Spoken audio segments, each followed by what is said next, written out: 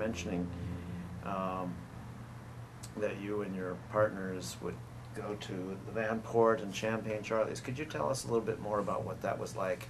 When was it, and what was it like then? Because we don't have a lot of information about that in our community these days. Well, I remember going to the Van Port when I first came out. I guess that was 1970. I mean, publicly came out.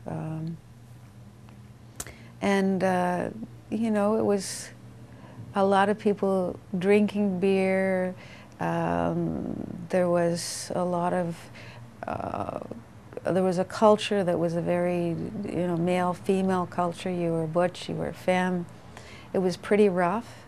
You knew at any time that someone might start a fight, or somebody might come in and start a fight. You might get hassled going in or going out. There was a lot of fear. There was a lot of jealousy. We were a very small community.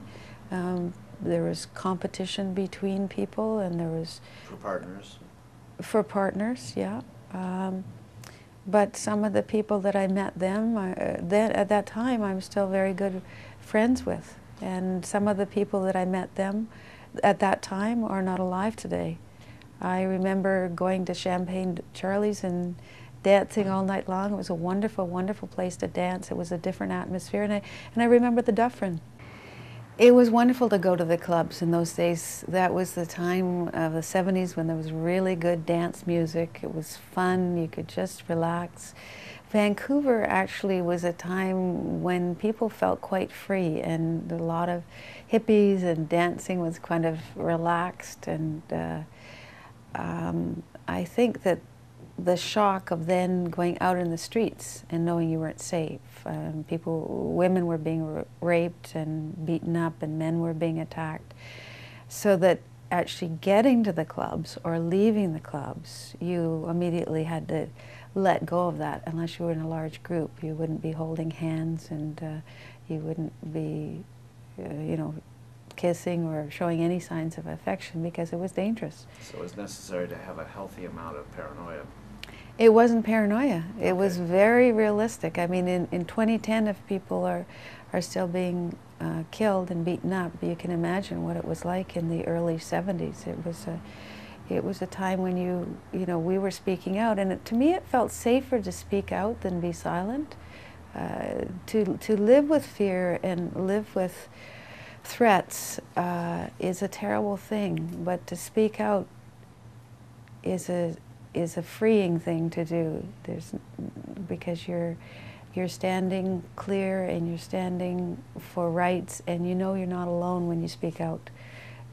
To live with the kind of oppression we lived with back then was a terrible, terrible thing for anybody to have to go through. And I know there's people in most countries in the world, and even in our own Davie village, are still being beaten up and threatened and raped.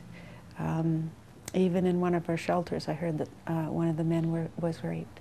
So it's something that we need to keep working for and keep it being open about. I think we're in a very delicate time right now. The economy has collapsed. Everyone predicts another collapse. We have a very right-wing fundamentalist prime minister. The collapse of the American economy that I don't think will ever recover. Climate change, massive job losses. 80% of Canada's wealth is controlled by 20% of our population. We're seeing thousands of people homeless on the streets. I don't think we should be confident that the rights that we fought so hard for, that are now enshrined in our laws, are enshrined there forever. They can be lost, they can be revoked. We really need to be very aware of history, and we need to really stand firm on the rights of everyone to share in the wealth and human rights. And whether it's this generation's, the transgendered community, or it's the refugees who are desperate to get here from Haiti, we need to understand that the world could go towards a very right-wing agenda, whether it's the right-wing Christian or the right-wing Zionist or the right-wing Muslim religious agenda, or whether it's the right-wing agenda that's concentrating all the wealth in a very small group of hands. This tendency in the world today is extremely dangerous, and it's the kind of tendency that undermines basic human rights.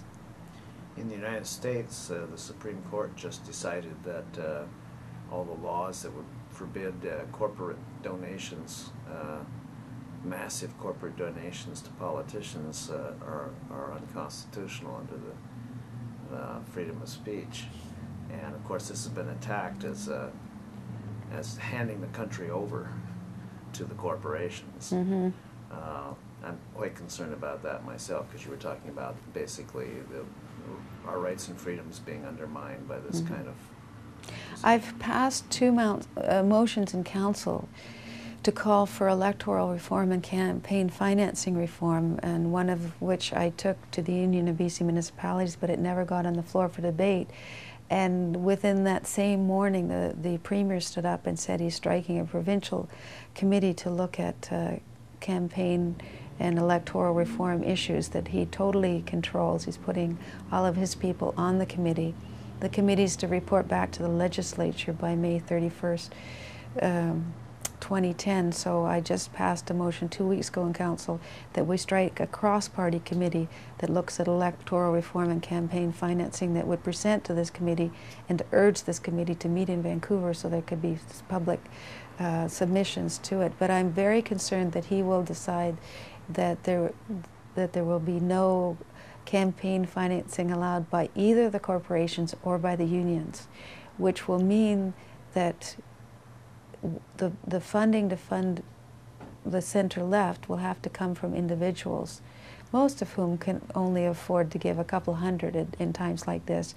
But the campaign financing by wealthy people, they'll be able to give, say, 10, if he sets the campaign financing limits of, say, I don't know, $2,000 a person, the wealthy will be able to still give substantial amounts to candidates that they target, who will do the developers' bidding, and that people who are standing up for low-income housing and for community centers with affordable prices and senior centers and a queer community center will only be able to raise, you know, bits and pieces of money. So it is concern to me that we make sure that people speak out on campaign reform and electoral funding, and the declaration of who you get your funding for to run your campaign, but also between elections. We never know who, we never heard who funded Sam Sullivan's campaign to defeat the Wards. Right. So disclosure is really important, and I think if you had say an upper limit of $500 per individual, and only individuals can contribute, not corporations and not unions, then I think we'd be okay with that. But whether you can get that through, because the powers that be are already in control of determining things like that as well. Well, we hope that we can do that, and also what people don't realize is if you contribute to a provincial or federal campaign, you get a tax receipt.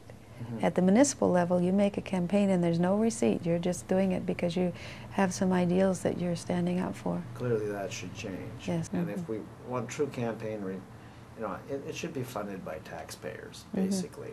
And with the provision for donations, but only on a small scale, I think. Anything else you want to say? Thank you very much for the interview, and thank you for your very important work. And thank you for the work you've done over the years, and will continue to do, I'm sure.